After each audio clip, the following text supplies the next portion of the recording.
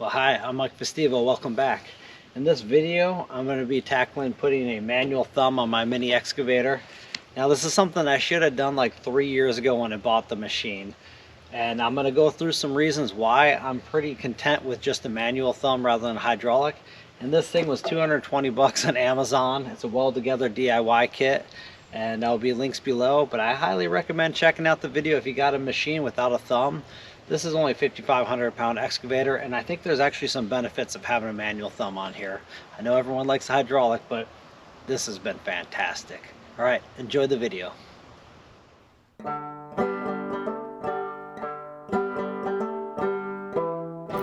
So here's the entire thumb kit. Pretty simple. Those are 1/2-inch plates, seem well built. Rest of it's all 3/8. Reason I wanted to get an unfinished kit was it wasn't painted, easier to weld to and modify. That plate right there, I figured I'd want to do some modifications, some plasma cutting. Gave me a little more flexibility to make sure it fit my excavator properly. For 220 bucks, a weld together kit like this, you can't really beat it. It was really hard to even consider trying to draw something up on the plasma and cut it out. So right here, I'm going to modify the base plate. This is the part that's going to go on the dipper. I want to cut a V at the base just to get a nice good weld down there. And after that, we're going to trim the sides a little bit to narrow it up so it doesn't overhang the dipper as much.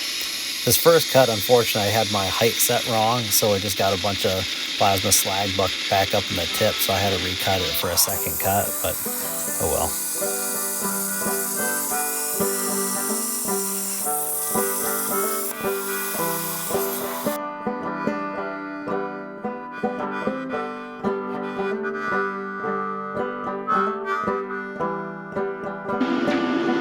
So I break this off of here.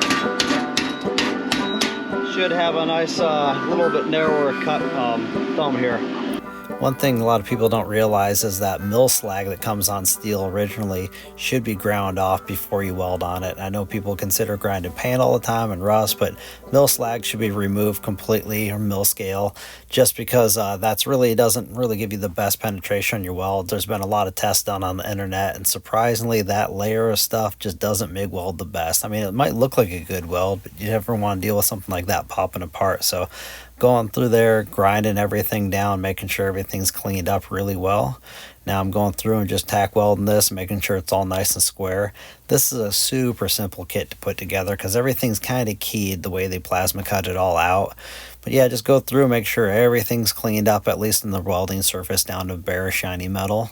And I went through everything with a little acetone prior and wiped it down and cleaned up most of the oil residue on it. Never, ever, ever use any brake clean for cleaning up parts. That stuff puts up toxic gas when you weld on it, so just keep that in mind. Here I'm just using this welding table to clamp everything down. This is a little fitment table I set up with. I bought a little table from Yanmar Systems quite a few years ago and adapted it to a hydraulic Harbor Freight roll around like stand, and it works pretty good, adjustable height. So when you go to put something like this together, whether it's this kit or something else, just always make sure to check your clearances, make sure everything fits. Tack weld, because it's a lot easier to cut a tack weld than going ahead and welding everything all the way through and figure out you put something together wrong.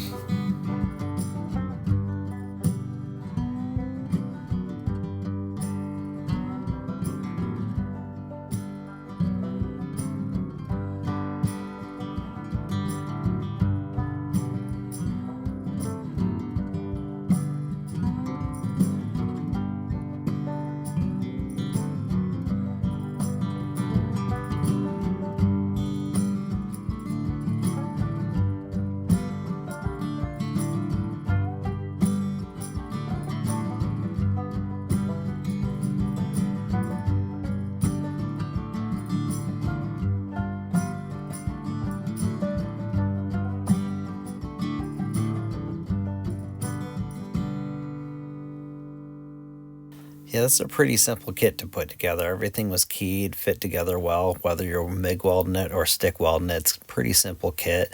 Definitely a little more DIY style. This is a 24-inch thumb and measured from, I think the base pin where that thumb swivels out to the end of the teeth, and it was just about perfect for my 5,500 pound Yanmar excavator. But again, if it's a kit like this, you could freehand plasma cut. You don't need a CNC like I used in the beginning to modify it when it's in plate form to fit your machine the best. Like I said, I cut that V in the bottom and narrowed it up so it fits on the dipper. Another nice thing about this kit is you can unpin it. It was about 65 pounds, so unpinning it and just putting that base plate on there is a lot easier than trying to lift 65 pounds up. And right here, I'm just kind of looking it over, getting it clamped so I can figure out how it's going to fit on my bucket, rolled my bucket in, and start modifying it to make sure I got enough clearance here. And pretty simple, and I wish I would have done this years ago. Man, this transforms this machine.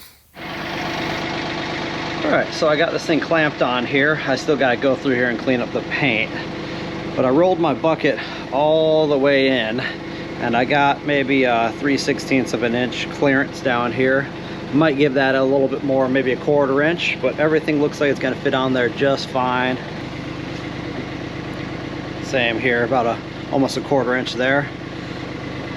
All the research I've done is you don't supposed to weld straight across any of these points here because it can weaken the dipper.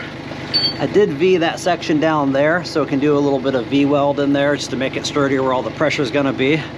Mainly you want to weld down all the edges of here. We got a lot to bite onto, but you can see probably 3/8 overhang on this side and just a little over 3/8 on this side. I didn't get this cut as tight, but I cut, you know, this thing would have hung over about 3/4 of an inch on each side if I didn't cut it off. So it's kind of why I did that plasma cutting early on. All right, gonna check a few more clearances here and then probably mark it, take off the thumb mount, grind down some of the paint, and start welding.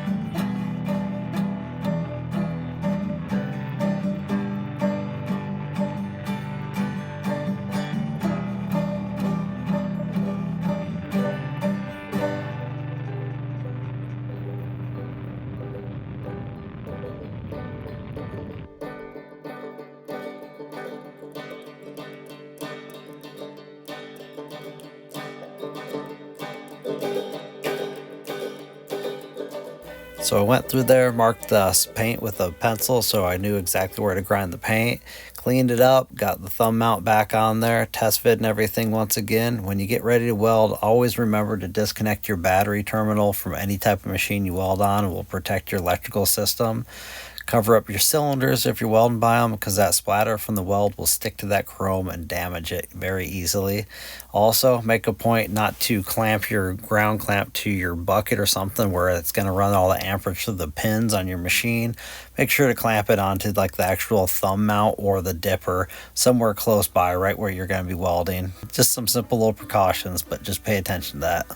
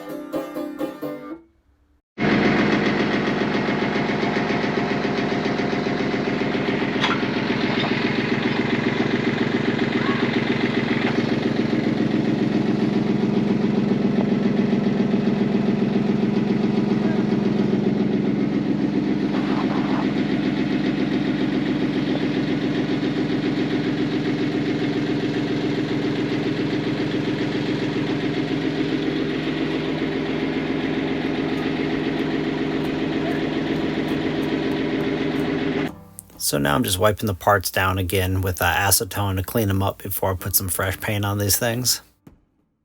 So earlier I mentioned there are some benefits of the manual thumb over a hydraulic, at least on a small machine like this. One big benefit is you can unpin the thumb, kind of lighten it up quite a bit. I can take almost all the weight of the thumb off of here minus the mount. And the nice thing about that is you can lighten it up, especially if you have a really far reach with the small machine, to cut down on the tippiness of it. No reason to have all the extra weight if you're reaching out really far.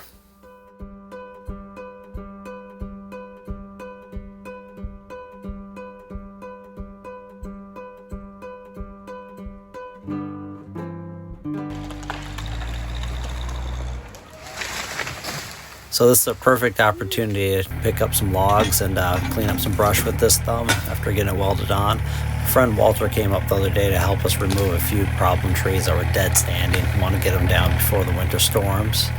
And it worked pretty good. This thumb was this kind of punkier wood right here, but still pretty heavy logs, and this 5,500 pound machine had no problem picking them up. Nice and solid. Works good. So I would say the only real regret I have with this manual thumb is that I didn't install it on the machine when I first got it like 3 years ago. Man, it's a game changer. This would have saved me so much time and effort for loading logs on my mill and just cleaning up my property. Definitely works really well on this machine.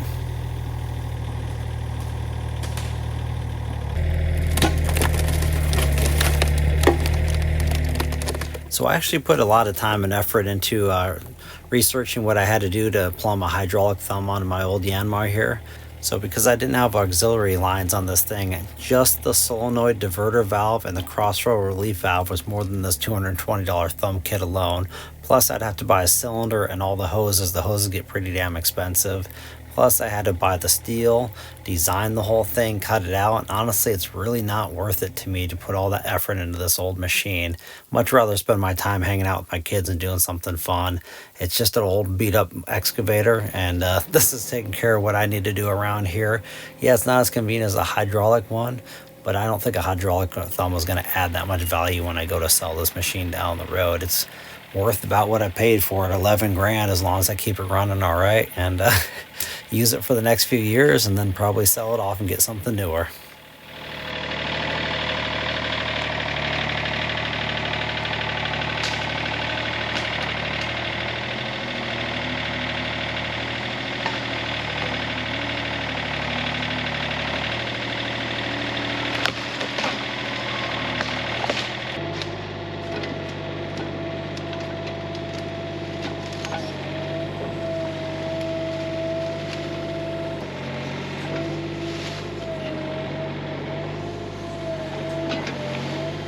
One other nice thing about this machine is not climbing on and off to use a manual grapple for hooking up logs all the time. And the brush cleanup with this thing is pretty rad. Right now there's still a burn ban on, so we can't be burning any of this brush. I might run some of it through my chipper shredder, but honestly I've got all the mulch I really need up in my garden still. So have a few little bonfires this fall when the burn ban goes off. But it's pretty amazing what you can lift with this machine, just with this manual thumb. I mean, it's only a 5,500 pound. A lot of the stuff we're going to mill up for lumber, and some of the smaller stuff will probably turn into firewood. But yeah, it's a game changer for sure on this machine. If you haven't seen the original video of me picking this Yanmar up years ago at a gray market importer, I'll put a link below to that if you want to see it, and a little bit more property work like this video with my Yanmar in the past. Yeah, give it a thumbs up, leave a comment down below. Until next time. Oh, and if you're interested in checking out one of these thumbs, the $220 kit, I'll put a link down below for that. And if you order through the link, it doesn't cost you any more. It definitely helps me out to make more videos like this. So, all right. Oh yeah, and this video is self-sponsored. I paid out of pocket for it. Take care. Until next time. Bye.